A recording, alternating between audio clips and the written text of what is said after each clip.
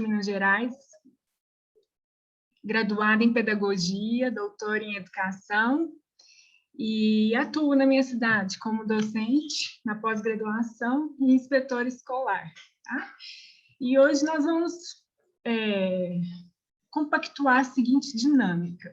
Vocês terão aí um prazo de 15 minutos para apresentação, tá certo? E as duas apresentações ocorrem uma sucessiva à outra. E após as apresentações, nós teremos um tempo de discussão, de questionamento, de mediação, tá ok? E se houver alguma dúvida ao longo da apresentação, eu peço para que os ouvintes que estejam aí participando, os convidados, que aguarde ao término das duas apresentações para podermos debater com os expositores. Tá? Sejam bem-vindos todos, e vou fazer a primeira apresentação da noite, dos autores que apresentarão os trabalhos.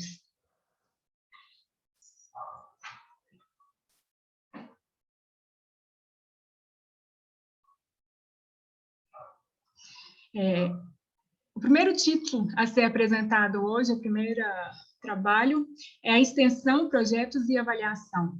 Pilares para uma aprendizagem significativa no ensino superior. Os autores são Jardel Lucas Garcia, Marcos Vinícius Barbosa, Kert, se eu tiver falado errado, por favor, me corrige, Kert Terezinha Conze Melec, e a área da temática é educação. Bom, excelente apresentação para vocês, fiquem à vontade. Os próximos 15 minutos, aqui no meu relógio são 7h05, então quando for 7h20 eu dou um toque, tá bom?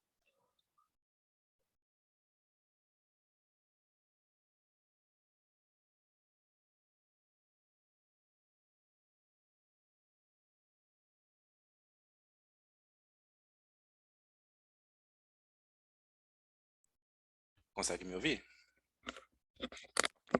Desculpa, eu tinha travado um pouco aqui. Então, boa noite a todos e todas aqui presentes. O nome do nosso projeto, o trabalho que será apresentado aqui, é Extensão, Projetos e Avaliação, Pilares para uma Aprendizagem Significativa no Ensino Superior.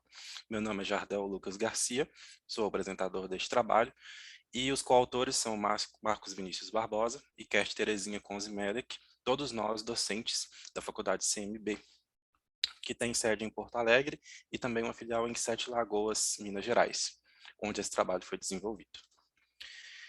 Nosso conteúdo aqui da apresentação vai partir desde uma introdução, uma justificativa sobre o contexto analisado, né, que se deu em um curso superior de tecnologia, e nós abordamos o tema aqui da curricularização da extensão, aliada a um processo de avaliação de competências sob uma metodologia de aprendizagem baseada em projetos. Então, nós vamos demonstrar essa metodologia aplicada no período de 2020 a 2021, com os resultados e considerações que nós temos até então. Bom, esse trabalho surgiu nesse contexto de pandemia, né? Porém, boa parte dele já havia sido planejado antes. Nós vivemos, então, numa realidade que converge, né, digital e físico. Então, nós percebemos, ficou mais explícito com a pandemia, que a gente tem que juntar essas duas realidades e não separar, né? A dinâmica hoje se dá muito no âmbito do digital, do virtual também. E vários autores têm observado ao longo dos anos que as pessoas têm adquirido competências digitais antes da idade escolar, ou seja, em contexto de educação não formal. E isso, por que isso acontece, né? Então, nós acreditamos que implantar um sistema de avaliação diferenciada nesse período e nesse curso contribuiria para resultados diferentes que fizessem sentido com as necessidades de aprendizagem daquele ambiente social onde o curso estava sendo montado. E nós encontramos na extensão uma forma de estreitar esses laços com a comunidade. E aí veio a curricularização, a proposta, né? E nós encontramos uma oportunidade de desenvolver um projeto nesse sentido.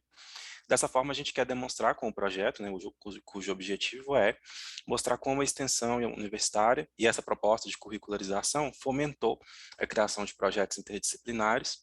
Para quê? Para personalizar as aprendizagens, diversificar o currículo e atender as demandas sociais da comunidade relacionada ao curso. O contexto, então, é um curso superior de tecnologia. E aqui eu apresento uma dicotomia, né? Duas visões contrárias sobre esse tipo de curso. esses autores, Jucá, Oliveira e Souza, trazem uma vantagem, né, dos cursos superiores de tecnologia, que é a duração reduzida, o foco na prática, a promessa da empregabilidade, embora não seja isso uma garantia, né, e da reprofissionalização mais rápidas. Vê como vantajoso um curso superior de tecnologia, enquanto Souza traz uma perspectiva mais negativa, né, de forma que um curso superior de tecnologia poderia ampliar as desigualdades de acesso ao conhecimento científico, formar profissionais de forma mais imediatista e curta, focando em competências muito operacionais para manter esse status quo de uma sociedade trabalhadora, produtiva, precária, porque reduz-se muitas disciplinas do âmbito humano. Visando esse problema, né, apontado por Souza, que esse trabalho foi pensado. A extensão, a curricularização da extensão foi proposta na resolução número 7, de 18 de dezembro de 2018, e diz que os cursos de graduação devem oferecer, no mínimo, né, 10% da carga horária em formato de extensão, sejam projetos, programas, oficinas, eventos, prestação de serviços à comunidade. Isso é para quê? Para aproximar a comunidade externa e interna, né, das ações educativas que estão sendo feitas ali e promover uma transformação social. O prazo estendido aí foi até dezembro de 2022 para a implantação definitiva da resolução. Porém, essa iniciativa não é nova, conforme aponta Gadotti, né? No Plano Nacional de Educação de 2001 a 2010, já haviam prerrogativas para isso, né? E ele traz também que isso é uma forma de promover um encontro entre o que é o saber popular e o saber científico, né? Para democratizar o acesso ao ensino e emancipar essa educação elitizada que nós temos no Brasil.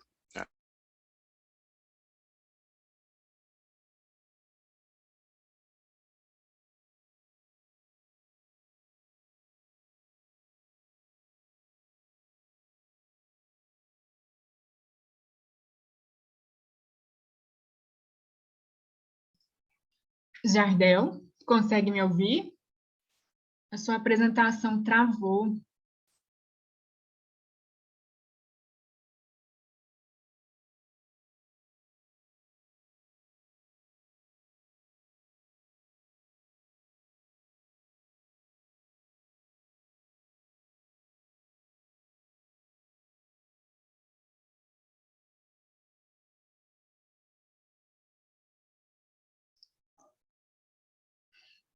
Jardel deve ter tido algum probleminha, vamos aguardar um pouquinho.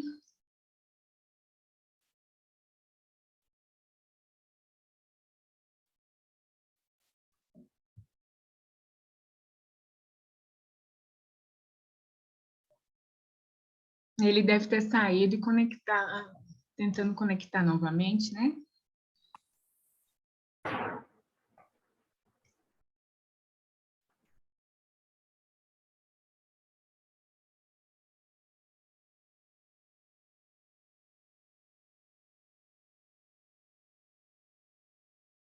É isso mesmo.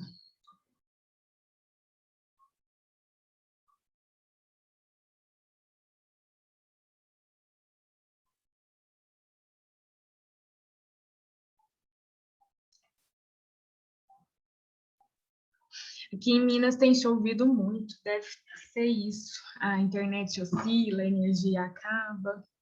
E ele comentou que é de Sete Lagoas, deve estar acontecendo mesmo por lá também, chuvas muito fortes.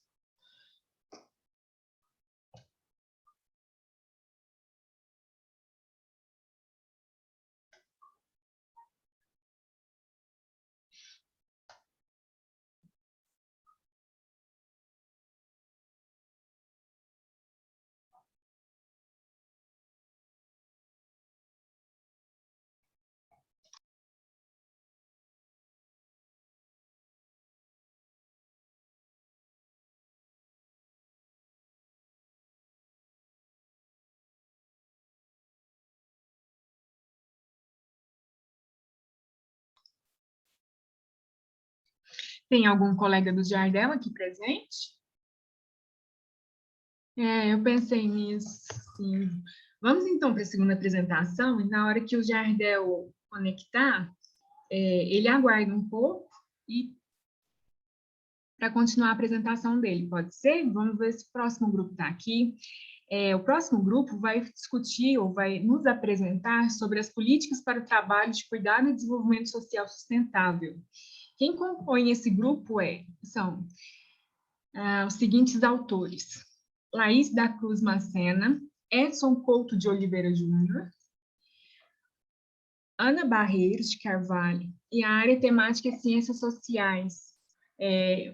Os autores estão presentes para iniciar a apresentação: Laís da Cruz Macena, Edson Couto de Oliveira Júnior e Ana Barreiros de Carvalho. Então, fiquem à vontade para iniciar. Olá, boa noite. Olá. Estão me ouvindo? Tudo tranquilo, né?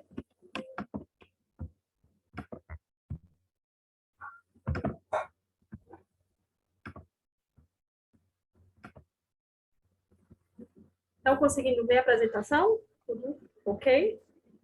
Sim, sim. Pronto. Boa noite a todos. Antes de a gente iniciar a nossa apresentação, eu queria estar agradecendo pelo espaço, agradecendo pela oportunidade de a gente estar apresentando o nosso estudo em um evento tão importante quanto está sendo o INDES 2021. O nosso muito obrigada. Bom, como já foi dito, eu vou apresentar para vocês sobre o artigo que foi intitulado Políticas para o Trabalho de Cuidado e o Desenvolvimento Social Sustentável. É um artigo que é produção minha, Laís da Cruz Macena, juntamente com meu colega Edson Couto de Oliveira Júnior e a professora doutora Ana Barreiros de Carvalho. Nós somos integrantes da Universidade Estadual de Feira de Santana, que fica localizada aqui no estado da Bahia.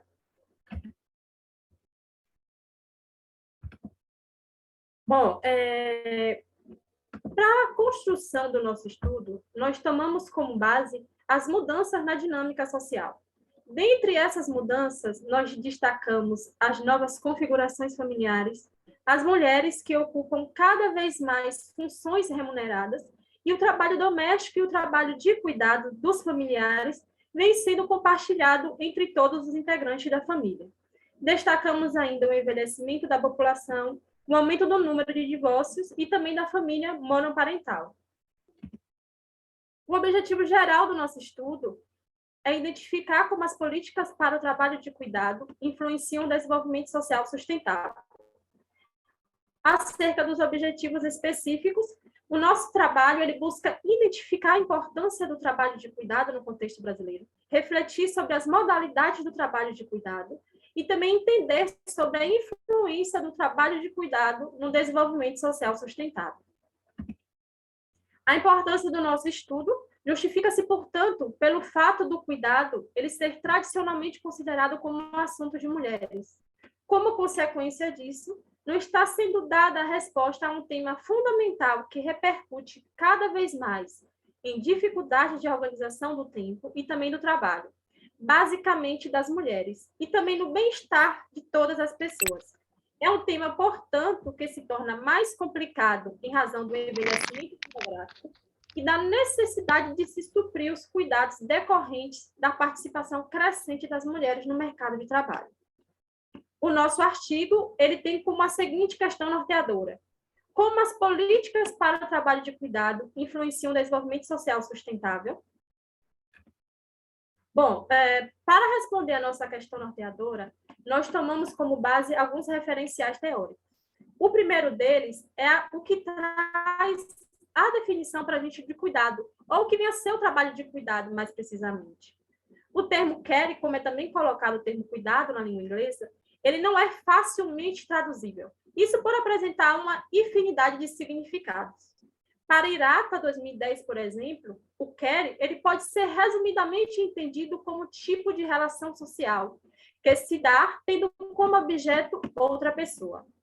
Já para Pereira 2016, ele ressalta que a crescente produção acadêmica do cuidado utiliza-se do termo care ou também care work.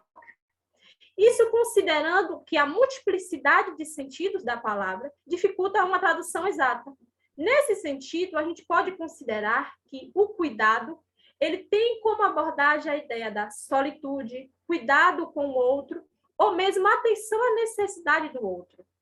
Logo, pensar em cuidado foi possível a gente observar na construção do nosso estudo que cria uma afinidade oferida entre as partes envolvidas. O cuidado, por consequência, ele contempla uma gama de informações e permeia pelo contexto histórico brasileiro. Outro conceito que também nós trouxemos foi o referente ao mercado de trabalho e as políticas relativas à dinâmica do trabalho de cuidado. Nesse tópico, nós trouxemos uma abordagem de Fernandes 2020, que ele coloca a ideia definida por Karl Marx. O teórico, ele nos coloca que o trabalho ele pode ser entendido como a interação do ser humano e a natureza. Isso constitui uma relação dialética. Para o teórico, portanto, o homem e a sociedade se constroem simultaneamente a partir do trabalho. Isso se torna, por isso, a base da sociabilidade humana e também elemento fundante do ser social. Nesse tópico, vale a gente destacar que, nas últimas décadas, as mudanças decorrentes na dinâmica do trabalho de cuidado remunerado e também não remunerado fez com que várias alterações sociais. A globalização, ao passo que se criou novos postos de trabalho, por consequência, também está atrelada a ela o aumento da desigualdade, seja ela a desigualdade de gênero ou também a desigualdade social, e também o aumento da insegurança em todo o contexto social.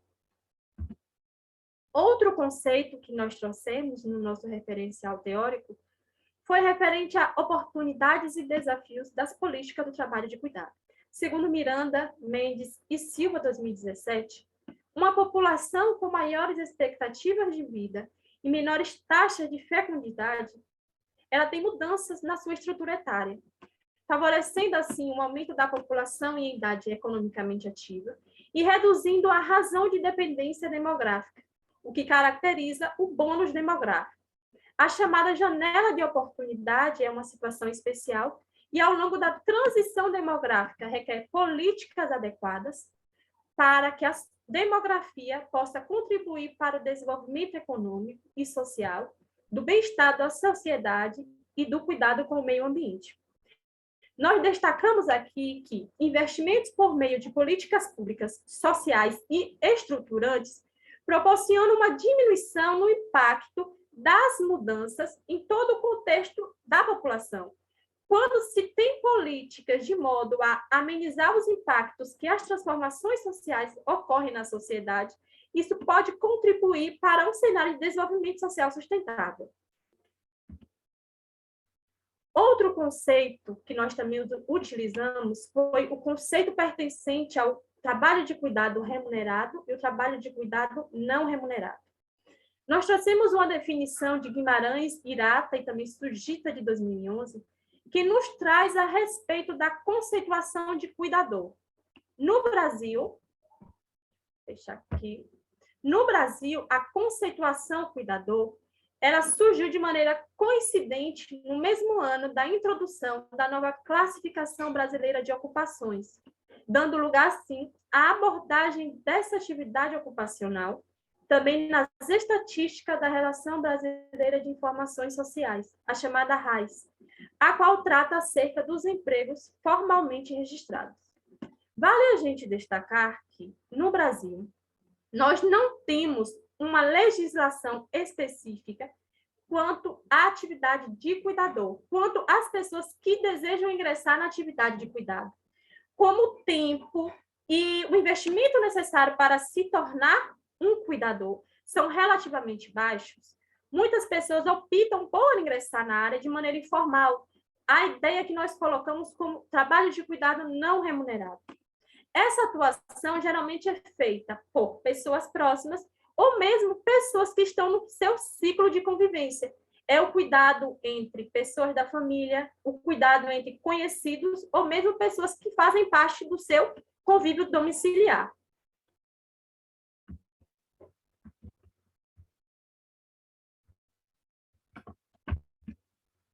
Acerca do trabalho de cuidado, geração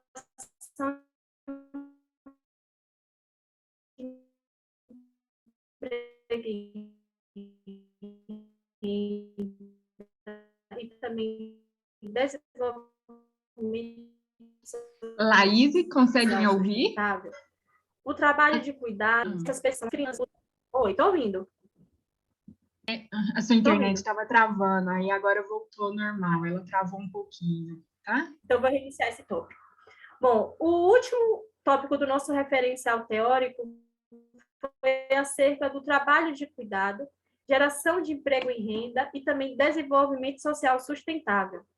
O trabalho de cuidado, ele atende às demandas sociais das necessidades básicas e também do bem-estar de pessoas que se encontram em algum contexto de relativa dependência. Essas pessoas são as crianças, os idosos ou mesmo as pessoas com deficiência.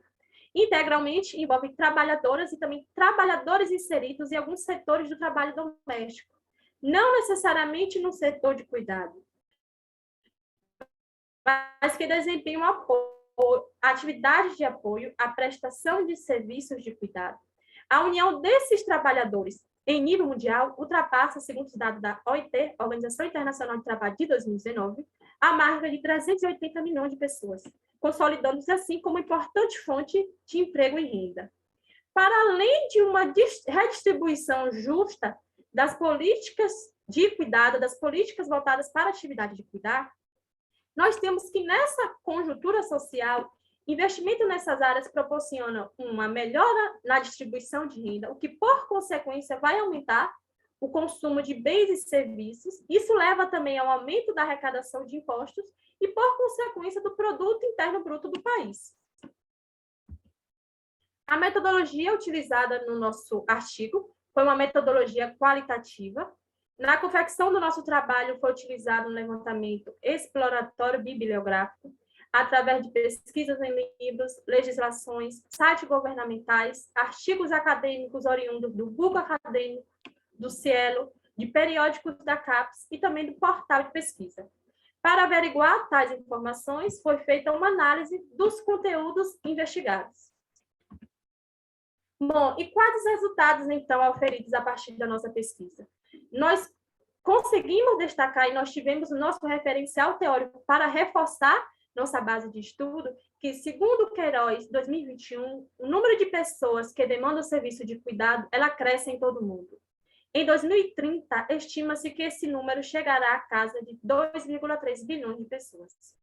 Já segundo Camarano e Canso, 2012, 62,5% das instituições filantrópicas e os serviços prestados pelo Estado estão geralmente localizados na assistência social. Para tais autores, portanto, 57% dessa receita provém de mensalidade pagas pelas próprias famílias dos internos dessas instituições, enquanto apenas 20% provém de investimentos públicos. Segundo o relatório da OIT de 2019, por dia, no período avaliado, 64 países que foram avaliados, desse total, 16,4 bilhões de horas são gastas em trabalhos de cuidado não remunerado, o que equivale a cerca de 11 trilhões de dólares. O que foi possível, então,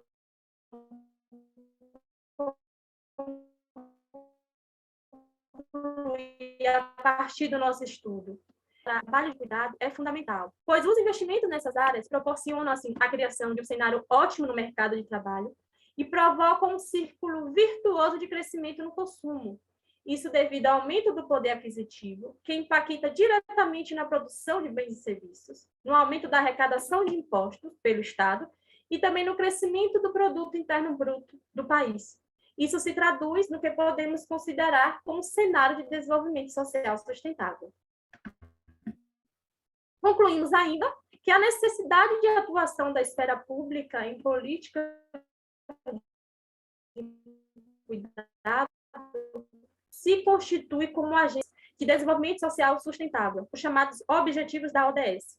Esses objetivos eles são propostos pela Organização das Nações Unidas e, sobretudo, são aqueles que versam sobre a ideia da igualdade de gênero, educação, saúde e também inclusão socioeconômica. Além disso, nós reforçamos que, para a Organização Internacional de Trabalho, a desatenção em relação a esses investimentos pode culminar, portanto, em uma crise global no setor de cuidados. Temos agora as referências que foram utilizadas na construção do nosso estudo.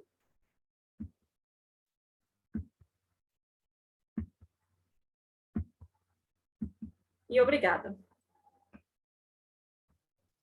Laís, obrigada por ter respeitado o tempo, ainda sobrou um pouquinho. Bela apresentação, muito obrigada, viu, por ampliar os nossos horizontes sobre esse assunto tão relevante e tão pouco discutido na sociedade. E em breve nós vamos conversar um pouquinho, tá? Agora a gente vai passar para a apresentação do Jardel. O Jardel está aí? Oi, tô sim. Então, para quem entrou agora, o Jardel, ele estava apresentando, e aí ele teve um probleminha com a energia. Minas Gerais tem chovido bastante, e tem ocorrido muitas quedas de energia, internet. E vamos só relembrar a apresentação dele, 15 minutos, tá, Jardel?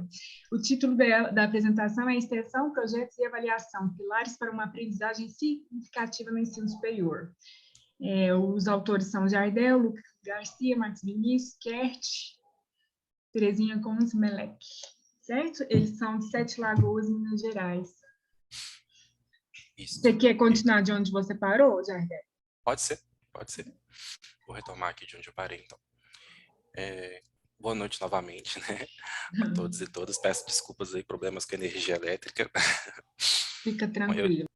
Eu estava bem no início, né, contextualizando aqui ainda, dizendo que nós desenvolvemos essa experiência com extensão, avaliação e projetos dentro de um curso superior de tecnologia em redes de computadores e que a gente quer superar aqui, né, essa afirmação um tanto quanto negativa sobre a visão dos cursos superiores de tecnologia e a falta de aspecto científico, né, dentro do seu contexto. Eu estava exatamente aqui falando da resolução número 7, né, de 18 de dezembro de 2018, que fala sobre a curricularização de extensão como uma forma de promover esse encontro entre o saber popular e o saber científico, de modo a aproximar a instituição de ensino superior da comunidade, que é uma ideia que já vem sendo discutida aí desde o início dos anos 2000 e que agora tem esse prazo para acontecer até dezembro de 2022. É um prazo que foi ampliado aí no ano passado. Bom, nisso nós, concebendo o curso no início de 2020, nós já tínhamos uma concepção que nós gostaríamos de trabalhar com projetos, né, sob uma perspectiva de aprendizagem baseada em projetos, que é aquela metodologia que a gente parte de perguntas motivadoras e a gente propõe desafios para aquela turma resolver através de uma prática de pesquisa, junto à comunidade, junto à comunidade externa, à instituição, inclusive, para que ela possa cumprir esse desafio, propor uma solução e ter um feedback tanto docente, institucional, quanto da comunidade. Né? Então, Bender define aí como formato de ensino, na verdade, não só como uma metodologia, né? Que faz com que os alunos analisem, selecionem, trabalhem sobre problemas do mundo real para propor essas soluções, tanto de maneira colaborativa, cooperativa, para resolver problemas de fato. Então, essa é a metodologia abordada por nós. A gente percebeu que a gente precisava trabalhar sob uma perspectiva interdisciplinar, né, para que a gente partisse do individual para o coletivo, para o colaborativo, fazer com que as disciplinas conversassem entre si. Então, essa interdisciplinaridade, né, ela demanda alguns desafios para os docentes, para a instituição, que é fazer com que os conteúdos se articulem, né, para que o trabalho seja colaborativo, tanto da perspectiva docente quanto discente. Né? E a ideia da interdisciplinaridade é superar essa dissociação e a fragmentação do conhecimento que a gente vê tão presente nas disciplinas, né? As aprendizagens que não se comunicam. Então, a gente adotou essa prática através dos projetos. A gente encontrou, então, um campo muito fértil para trabalho com projeto interdisciplinaridade na extensão. Então, a gente relacionou esses 3 tópicos através da proposta de curricularização. E a gente percebeu também que seria impossível construir esse modelo pedagógico lá no início de 2020 sem diversificar também os modelos de avaliação. Não poderia ser uma avaliação puramente tradicional. E nós nem sabíamos ainda o que viria no mês seguinte, que era a pandemia, né?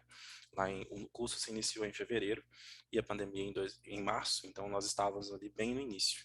Quanto a esse quesito avaliação, ela sempre foi vista como um processo muito frio, desconfortável, que gera incômodo, julgamento, e a gente percebe que a avaliação também segue, né, os movimentos da sociedade, de forma que ela é um objeto cultural que reflete muitos costumes de uma época.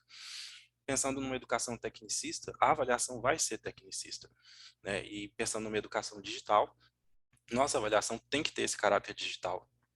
E essa educação tem desafios bem específicos, como nós todos já sabemos. Fato é que a avaliação tem diversos funcionamentos pedagógicos que se relacionam com os tipos de avaliação que existem. Aquelas que nós conhecemos, né? Somativa, formativa, formadora. Da perspectiva do ensinar, ligado a uma perspectiva bem somativa, é aquela avaliação que quer verificar, que quer controlar, que quer estabelecer medidas mais quantitativas para classificar o aluno. Uma avaliação mais tradicional com a qual nós estamos acostumados. Já uma avaliação centrada no formar é aquela que vai fornecer informações ao longo do processo, e não só no final, né? Já que o sentido de avaliar é promover uma sinalização para que possa ser tomada uma decisão em tempo, né, de realmente tomar uma decisão para melhorar o percurso. E a avaliação formadora, ela busca trazer uma diversificação dos instrumentos e técnicas para que haja realmente esse valor formativo em todas as tarefas. Educação online, a gente precisa que essas estratégias de avaliação, elas estejam lá presentes desde a concepção do design instrucional, e não só no final, né? A gente está acostumado a lidar com a avaliação como último item de planejamento. Na verdade, ela tem que vir lá no início, né? E ressignificar também esse conceito de feedback. Trazer esses conceitos aí de feed forward, ou seja, o que o aluno pode fazer a partir desta avaliação. Se isso acontecer só no final de um percurso, não faz sentido, né? O aluno não tem tempo mais de resolver aquilo que ficou errado, aquilo que ficou não cumprido, né? Então, o tempo todo a gente tem que dar um feed-up para o aluno, para que ele saiba para onde ele está indo, o que está acontecendo durante o processo e não só no final. Então, nós precisamos criar, na verdade, né, uma cultura de avaliação, e nós optamos por uma avaliação de competências, que são aquelas conhecimentos, habilidades, atitudes que o mercado exige. Nós mapeamos dentro do curso superior de tecnologia essas competências, habilidades e atitudes para trazer uma avaliação alternativa, mais personalizada possível e não fixa em argumentos, né, tradicionais e instrumentos tradicionalistas também. Um estudo feito aí por Pereira e outros autores em 2009 identificou 4 metacompetências que são necessárias para a educação contemporânea, né? A resolução de problemas, o trabalho em equipe, a metacognição e a fluência nas tecnologias de informação. 4 metacompetências essenciais, e elas serviram de base para o nosso modelo. Com base nisso, né, conforme dito, em uma instituição privada aqui do interior de Minas Gerais, nós implantamos projetos, né, interdisciplinares, como uma proposta, um ensaio para a curricularização da extensão. Como que a gente conseguiria integralizar a carga horária? Nós criamos um modelo piloto, né, baseado em projetos, interdisciplinaridade, avaliação de competências, para servir de base para quando realmente a curricularização estivesse definitivamente implantada na instituição. Com base nisso, a gente reviu a matriz curricular, mantendo a carga horária do curso, adaptando, né, os conteúdos, e criamos os projetos, desde o primeiro período até o quarto. No primeiro e no segundo período, a gente destinou ali cerca de 25% da carga horária de cada disciplina, e no terceiro e no quarto períodos, disciplinas específicas, né, foram determinadas como projetos. E nós articulamos os núcleos da faculdade, como o núcleo de extensão, o NAD, o núcleo de apoio docente ou docente, e criamos um núcleo de inovação acadêmica para cuidar dessa parte científica, de iniciação científica dos alunos. Todas essas ações foram tomadas visando essa metodologia. Então, nós desenvolvemos uma série de projetos de cunho cultural, como intervalo cultural, como o projeto Empregabilidades, que aproximou os alunos do mercado de trabalho local, a criação do NIA e dos projetos de iniciação científica, um seminário internacional para apresentar todas essas práticas no final do ano, alguns cursos de extensão com a comunidade e os projetos interdisciplinares em si. Até o presente momento, nós oferecemos cerca de 27% da carga horária do curso em formato de extensão. A expectativa é chegar por volta dos 30% até o final de 2021. Esse é o modelo de avaliação que nós concebemos, né? Essa parte de conhecimentos é a parte das entregas, dos diversos instrumentos que os professores podem utilizar de maneira flexível, cada professor escolhe a sua estratégia, se ele vai aplicar prova ou não, ou se são só trabalhos, e distribui os pesos desse trabalho através dessa planilha digital. É a parte mais específica, a parte mais, digamos, relativas às entregas práticas dos alunos mesmo, e corresponde aí a metade da sua avaliação. A outra metade é composta de habilidades que foram descritas aí específicas para o curso, como criatividade, capacidade de resolução de problemas, de apropriação de ferramentas e habilidades específicas e subjetivas, de modo a atribuir conceitos e pesos a cada um desses alunos. Os nomes foram suprimidos ali, mas estão ali. Essa parte aí é mais pessoal, né? É para personalizar de fato a avaliação desses alunos. E aliado a essa perspectiva também temos as atitudes, que são os aspectos comportamentais e emocionais, como assiduidade, proatividade, respeito, comprometimento, cooperação e disposição para aprender. Então, esses dois pontos são atribuídos aí ao final a essas características dos alunos, que são observadas ao longo de todo o processo. E um feedback constante é dado pelos professores aí nos momentos específicos do semestre. Como resultados, né, nós tivemos aí projetos interdisciplinares desde 2020/1, o primeiro uniu tecnologia e educação, o segundo tecnologia e saúde, o terceiro tecnologia e aquicultura, e o último trouxe matemática livre. Os alunos puderam propor com base nas pesquisas que eles fizeram na comunidade. Então, nós aumentamos o nível de complexidade a cada semestre, e o nível de significância de avaliação nas disciplinas também foi aumentando, já que os alunos foram adquirindo mais e mais maturidade ao longo do tempo. E no final, eles fizeram com grupos menores, agora em 2021/2, e foi proposto para eles o desafio da autoria, ou seja, eles iriam propor a temática, cada dupla, né? Então, foi mais desafiador, está sendo, na verdade, né?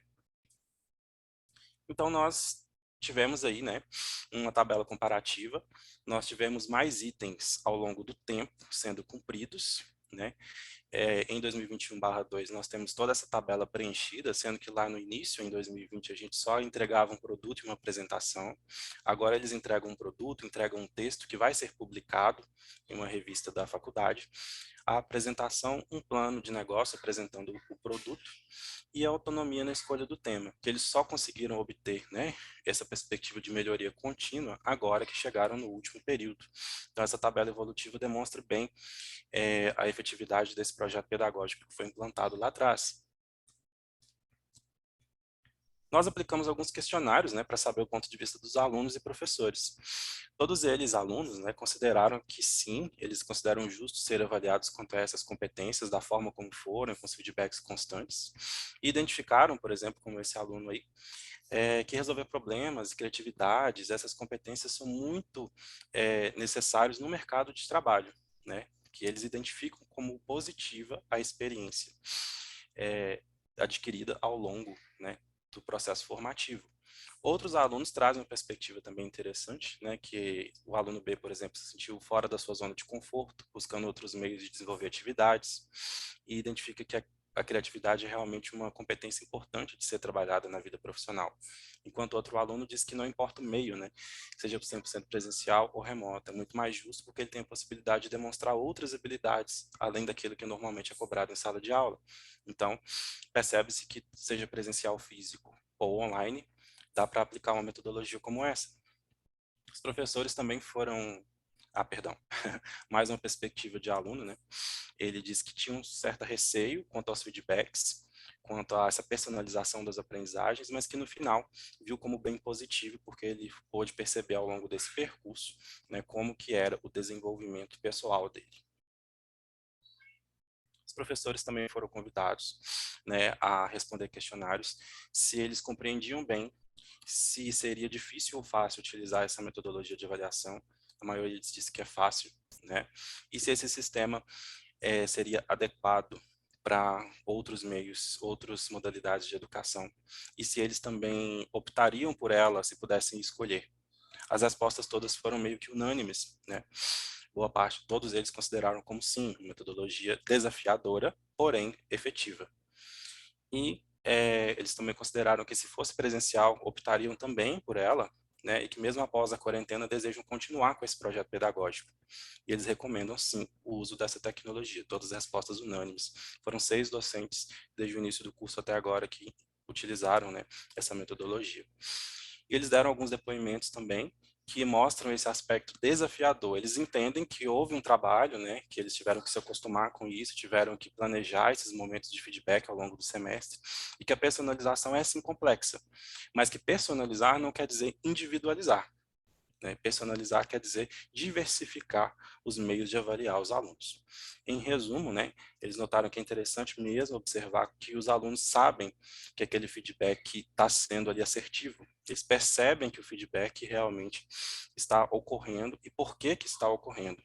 Que é o que o professor diz, que avaliar essa incompetência do ponto de vista individual e processual é muito vantajoso e faz sentido com o mercado de trabalho. Então, esses são alguns dos depoimentos colhidos aí junto com os professores. Então, nós percebemos que curricularizar a extensão é uma proposta de aproximar, né, as práticas acadêmicas da sociedade, modificar essas realidades, articulando ali com as demais disciplinas do curso, e que é necessário uma avaliação contínua e formativa para diversificar as oportunidades de aprendizagem dos alunos. E mesmo o curso superior de tecnologia, que o foco não tem no campo científico, a gente consegue aqui sim, através da extensão, através de projetos, diversificar e personalizar a aprendizagem de uma perspectiva até mais humana, na verdade. Isso tudo vai servir de base para a implementação a partir de 2022 e nós seguiremos com essa metodologia de projetos mais extensão, né? E essa tríade, extensão, projetos e avaliação, foi a base fundamental para construir esse aspecto socioconstrutivista e significativo desse modelo pedagógico, mesmo com todos os desafios dessa época que nós estamos vivendo. Essa é a lista de referências e o nosso muito obrigado.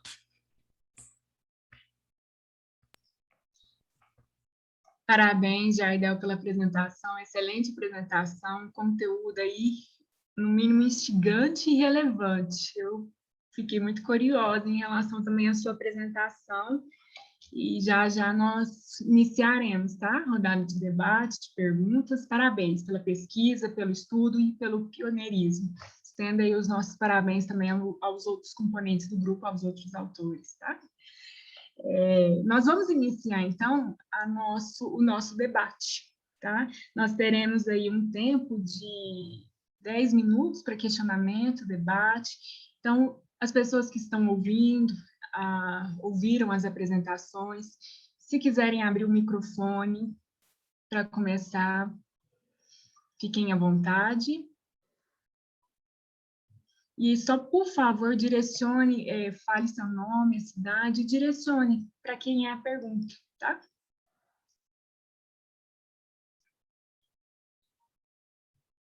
Não? Então, eu posso começar? Eu fiquei curiosa. Eu fiquei curiosa, Laís.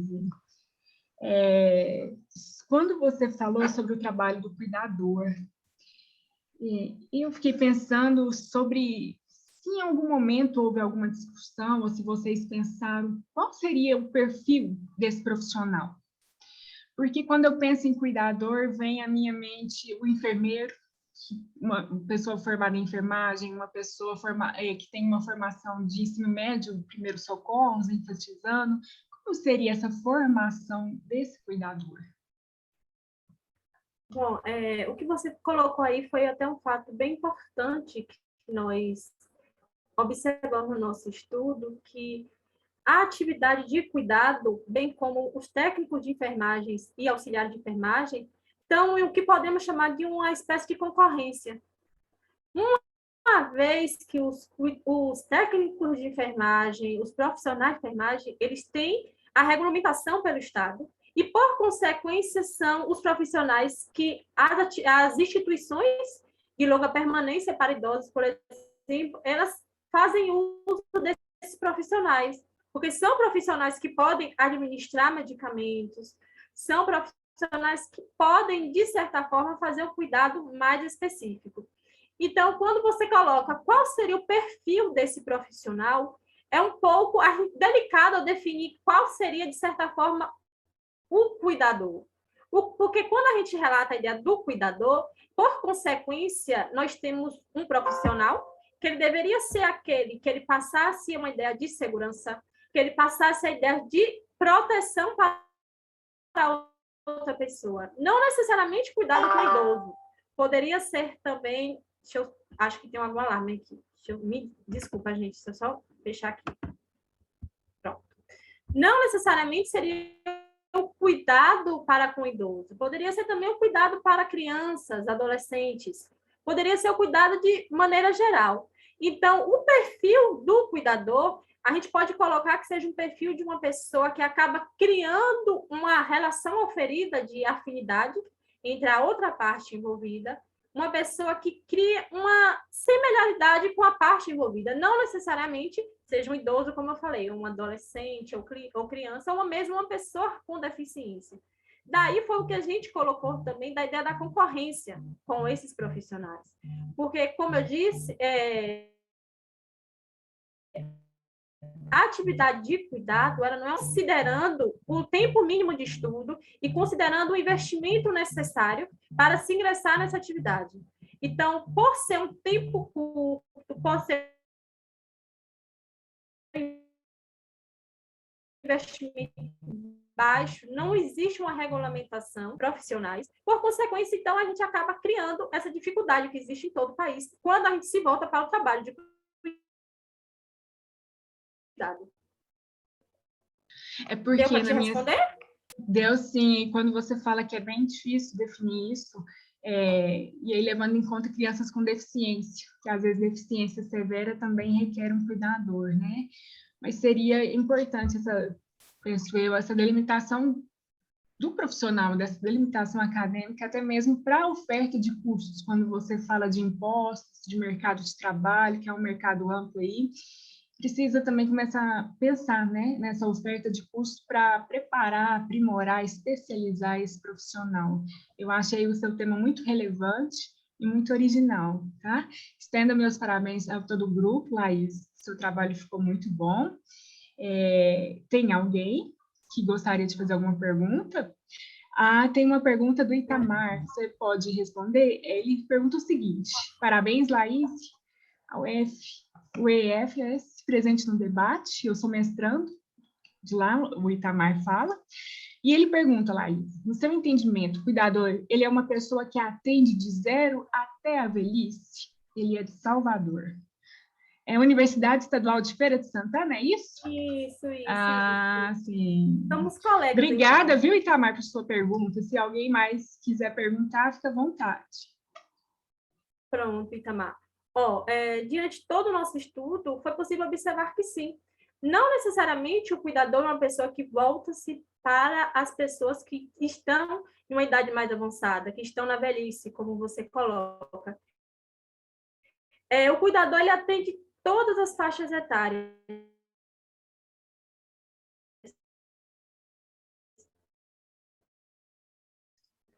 Laís, travou? A gente pode destacar também quando a gente... Está me ouvindo? Agora sim, estava travando. Pronto. O cuidador, ele pode estar em todas as faixas etárias, desde o mais novo até a pessoa com idade mais avançada, até a pessoa que se encontra na velhice.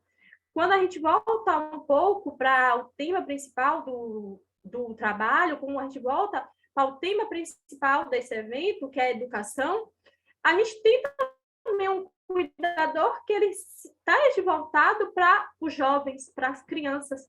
Uma vez que quando a gente cuida dessa faixa etária nova, a gente consegue inserir um jovem, a gente consegue inserir um adulto com a maior consciência social como um todo. Não necessariamente uma consciência voltada para uma área específica.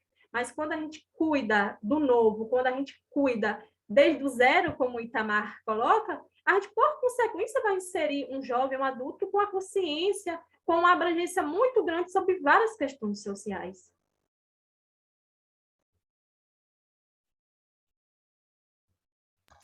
Está respondido, Itamar? Você quer fazer alguma colocação? Sobre a pergunta da Laís, está respondido? Tá bom. Obrigada, Laís. Então, mais alguém quer fazer algum questionamento para a Laís?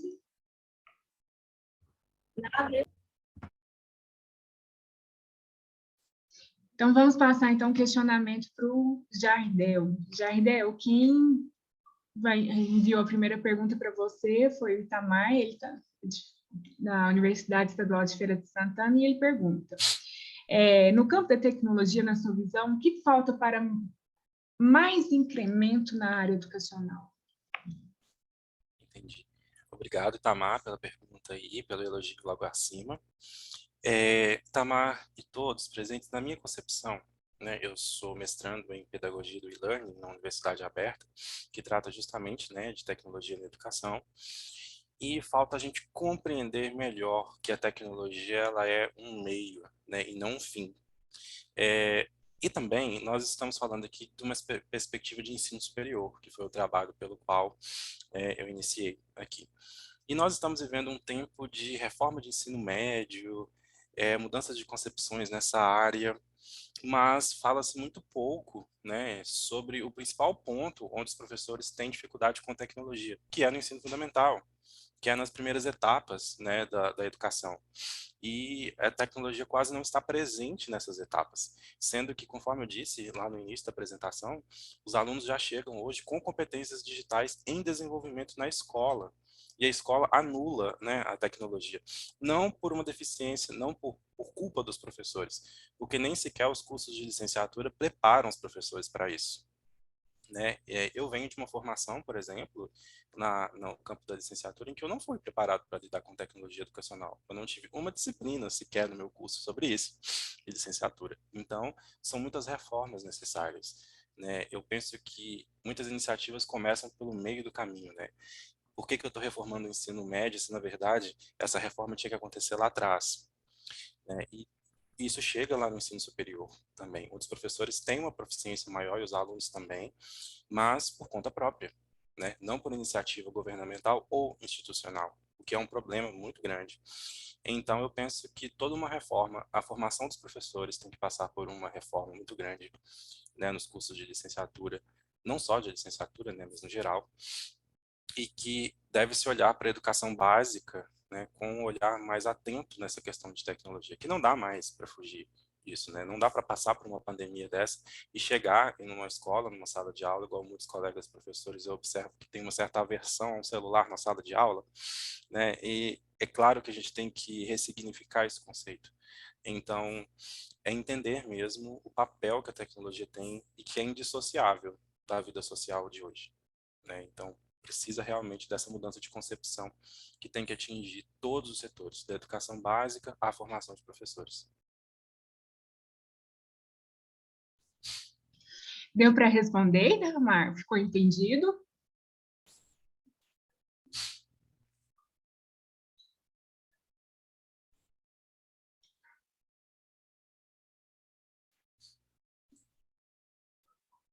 Consegui responder, Itamar?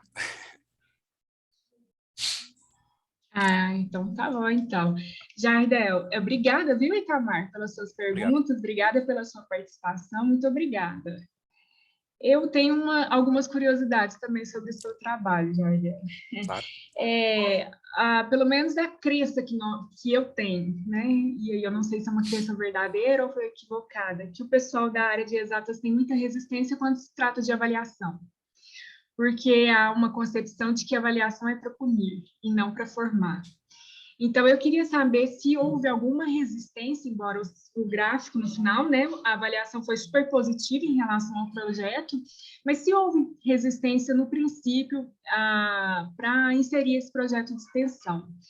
E um segundo ponto que eu achei fantástico, até mesmo o nome, é esse projeto Empregabilidade. E aí eu queria que você falasse um pouquinho mais sobre ele, por se tratar de um projeto de extensão, teria alguma parceria com o ensino médio, ou não, não tem nada disso?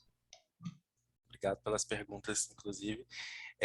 Então, sobre o modelo de avaliação, né, eu até diria que a resistência à avaliação vai até além das exatas. Né? Nas exatas isso aparece um pouco mais, mas essa concepção da avaliação enquanto punição, ela ainda é muito presente, né, infelizmente. Mas não houve resistência, necessariamente, houve uma apreensão, digamos assim. Olha, como que vai ser isso? Como que o professor vai olhar esses meus aspectos aqui? Como que eu vou ser avaliado dessa forma? Ainda mais porque 3 semanas após o curso iniciar veio a pandemia, né? Então, a gente já tinha preparado esse modelo avaliativo antes, mas ele foi até reformulado um pouco para essa situação de ensino remoto.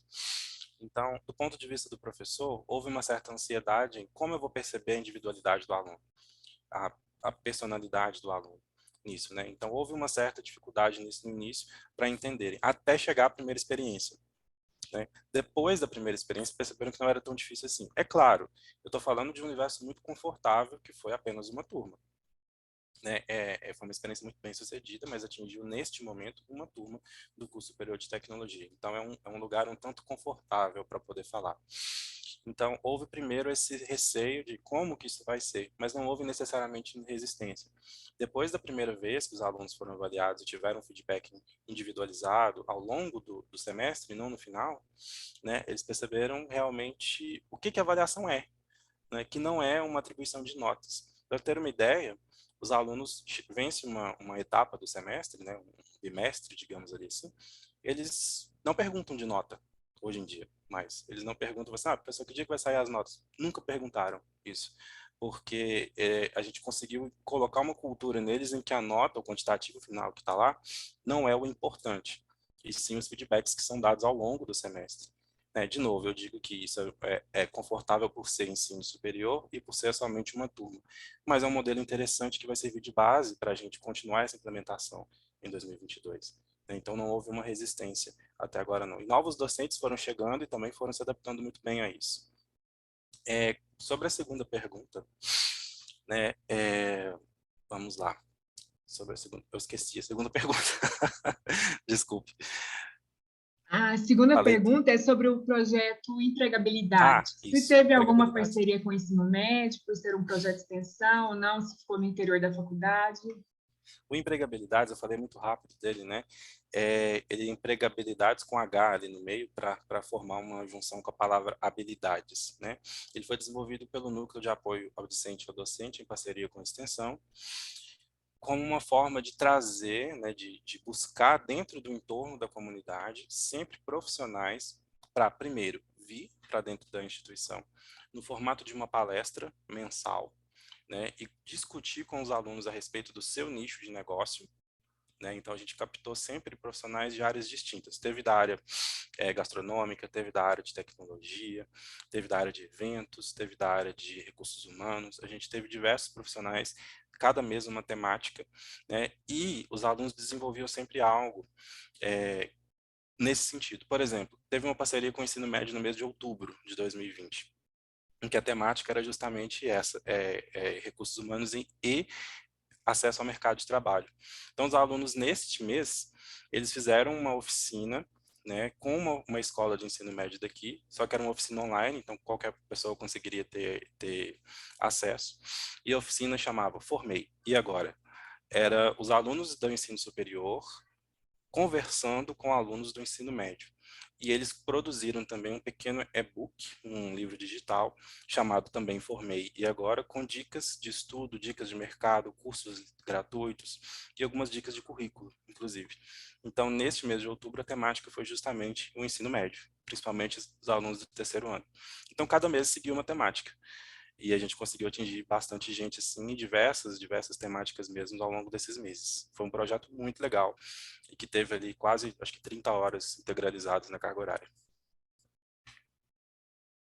Eu até anotei 29 horas, muito bom, viu? Parabéns pelo trabalho, Jardel, por favor, estenda mais uma vez meus parabéns ao grupo. E a Indese agradece muito a apresentação do trabalho de vocês enriqueceram os nossos conhecimentos, ampliaram os nossos horizontes sobre temas tão diversos, originais e emergentes no presente contexto. Muito obrigada, viu? Se alguém tiver mais alguma colocação, alguma pergunta, fica à vontade. Só agradeço mesmo a oportunidade de expor aqui o trabalho e apresentar. Muito obrigado. Então, nós encerramos, então, a nossa apresentação. A Indese agradece muito a vocês, a todos os participantes que estão aqui também, prestigiando os colegas que estão hoje apresentando. Muitíssimo obrigado e até o próximo evento. Boa noite para vocês, então. Obrigado, boa noite. Boa noite.